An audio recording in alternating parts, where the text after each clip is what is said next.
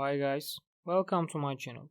My name is Latif and today I'm trying to explain Liverpool's Gegenpressing. Liverpool plays with 4-3-3 lineup.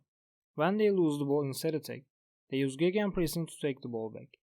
We can explain Gegenpressing basically that when the attacking team loses the ball, they try to take the ball back as quickly as they can.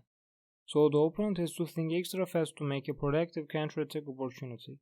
But naturally, Liverpool and another team which one wants to use Gegenpressing doesn't use Gegenpressing if they don't have enough players to use Gegenpressing. For example, in this situation, let's say Liverpool's right stopper tries to pass to the center forward, but the opponent's defensive midfielder cuts the connection between center forward and right stopper. When the opponent's defensive midfielder takes the ball, Liverpool don't have enough players to use Gegenpressing.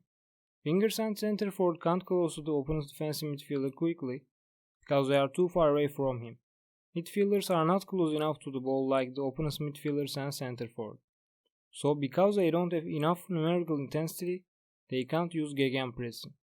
Because if they want to use Gegenpressing, because they are not close enough to the ball, they can't close to the ball quickly, and this time, the opponent has enough time to think and play. And also Gegenpressing's meaning is to take the ball back quickly in forward, moving forward as a team. So if you can't use Gegenpressing effectively, the opponent can make a counter-attack more easily because the defense has more space for the opponent, because all the team moved forward. So if you don't have enough intensity but you try to use Gegenpressing, it just helps the opponent to make a counter-attack comfortably. If we go back to our situation, if Liverpool's players would take position like that, they could use Gegenpressing effectively. Because this time, when the opponent's defensive midfielder cuts the connection and takes the ball, Liverpool's midfielders can close to the opponent's defensive midfielder quickly, because they are closer to the ball than the opponent's players, so they have enough intensity. And because the opponent's defensive midfielder can't play quickly, forwards and defenders have enough time to close the Gegenpressing area, so all the teams supports the Gegenpressing. In Gegenpressing, basically, the players who are able to react quickly to take the ball back close to the ball. As I explained, all the teams supports Gegenpressing, but the defensive midfielder and defenders have to think extra about defense lines and the opponent's forward players' situations. If before the midfield line the offside rule would be still valid for the opponent, although defensive midfielders and defenders could support Gegenpressing without thinking about the opponent's forward players' positions. But because before the midfield line there is no offside, they have to be extra careful. The defensive midfielder's role is taking position in center midfielders and forwards behind, and when these players focus onto the space where the ball is to, if the opponent tries to make game directly and pass the Gegenpressing, cuts the direct pass and wins the ball for Liverpool. In Gegenpressing, the defense line takes position in midfield's front. Of course, Liverpool's both fullbacks support attacks, but because the defense line takes position in midfield's front, fullbacks can catch defense line quickly because the distance between them and defense line becomes less. Also because Liverpool uses Gegenpressing, the fullback who is closer to the ball supports Gegenpressing and doesn't care the opponent's winger who messes with him. Even the winger goes forward, the fullback supports the Gegenpressing and close to the Gegenpressing area. But it's not a problem for Liverpool because the stopper who is closer to the fullback close to the winger and covers him. It's an important thing. The stoppers have freedom to go forward and push the Gegenpressing. If a stopper close to the opponent's winger, the other stopper takes position centrally. The fullback who takes position in the opposite wing goes back to the defense line, and they can make these moves quickly because the defense line takes position in midfield's front, so the defense line can support the Gegenpressing productively.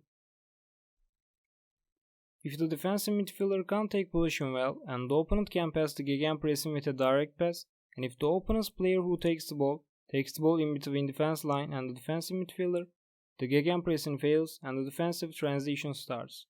So the defense line and all the team starts to go back. But also, the opponent's player who takes the ball has to take position closer to the defensive midfielder's area, not the defense line's area. It can be confusing to understand. To explain better, if the opponent's player takes position closer to the defense line, as I explained before, one of the stoppers can match him quickly after the player takes the ball and doesn't let the opponent's player use the ball productively. So the Gegenpressing works. If the opponent's player takes position closer to the defensive midfielder and the defensive midfielder can see him, the defensive midfielder can close to the opponent's player's front and take the ball before him.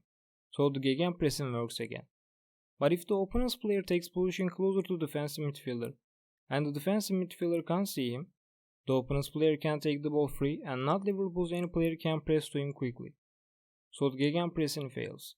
The gegenpressing fails because first of all, when the opponent's player took position closer to the defensive midfielder instead of defense line, he escaped from the defense line's marking threat automatically.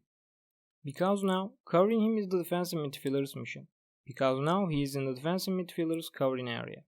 But if the opponent's player takes position out of the defensive midfielder's visual angle, the defensive midfielder can't see him, and because the defensive midfielder can't see him, he can't know where he is, and because he doesn't know where the opponent's player is, he can't cut the connection. So the opponent's player can take the ball comfortably and starts the counter-attack. Now let's look at this situation in a match. In this position, Liverpool took the ball in right wing with high pressing against Manchester City and started transition attack. Henderson crossed from right wing and Manchester City defense line cleared the ball. So Liverpool tried to take the second ball. As you see, left center midfielder Curtis Jones, right back Milner and defensive midfielder Fabinho close to the ball. Fabinho also matched with in false 9 role Grealish. Then Grealish takes the ball before Liverpool's players and Liverpool tries to take the ball back with gegenpressing. And Manchester City tried to start a counter-attack. In this position, as you see, De Bruyne is completely free. Fabinho followed Grealish and still he focused on to Grealish. Then Grealish passes to Laporte and when Laporte has the ball, De Bruyne is still free. Fabinho shifted to left a little bit but it's not enough to cut the connection. And also now, De Bruyne remains out of Fabinho's visual angle.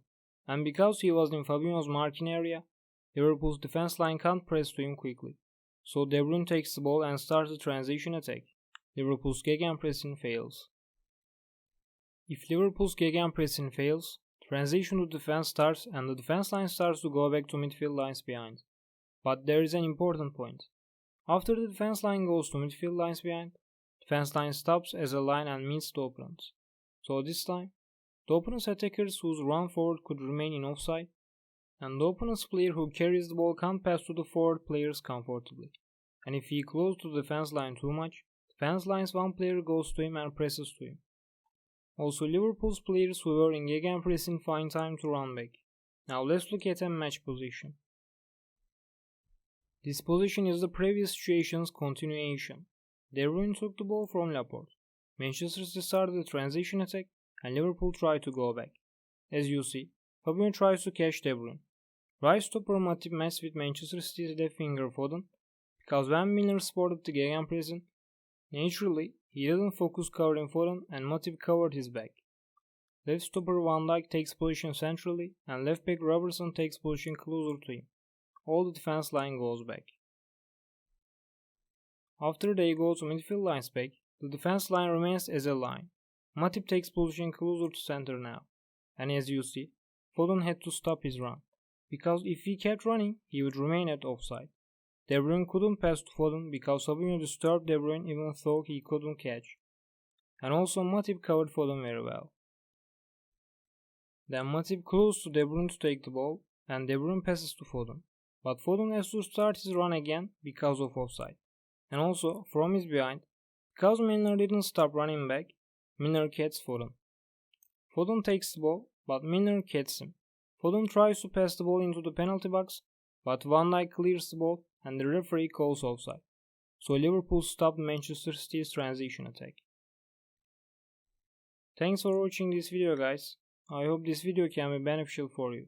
You can follow my Twitter and Instagram account and also you can check my blog. May football be with you.